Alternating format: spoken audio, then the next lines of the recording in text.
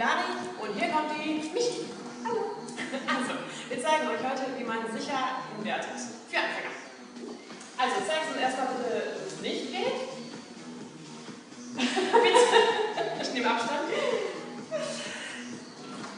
Bitte nicht unkontrolliert einfach hochspringen. Und auch nicht hochwürgen irgendwie.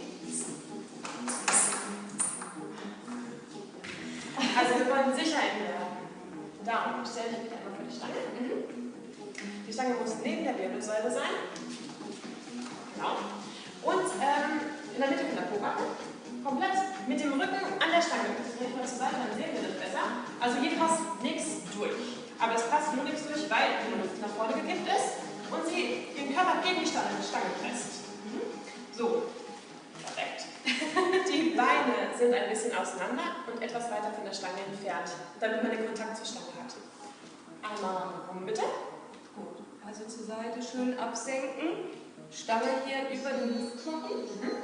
Dann nach hinten um die Stange wickeln. Jetzt erst hoch und Stange direkt in die Achsel und dann erst zumachen. Möchtest du uns eben zeigen, wie es nicht geht? Ja, du kannst jetzt erstmal erklären, wo ich die Hauptpunkte habe. Okay. Die Hauptdruckpunkte, oder? Also, wir haben die Stange, die verläuft an dem Po vorbei.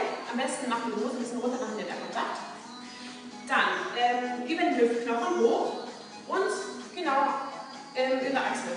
Also wir haben die Stange nicht am Bizeps und auch nicht auf dem Rücken. Genau. Ich zeige euch mal, wie es falsch geht. Viele, die machen so. Gehen wir ganz knapp mit dem Arm an der Stange vorbei, machen wir zu. Was passiert? Ich habe den Hauptdruckpunkt an der Rippe und auf dem Bizeps. Also Verletzungsgefahr, alles tut mir jetzt schon weh. So macht man es also auf gar keinen Fall.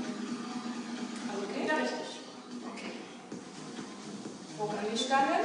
Rücken an die Stange gepresst. Einmal großen Bogen rum, dann machen wir die Beine auseinander und nach vorne. Die Hand auf Augenhöhe, die andere Hand drüber.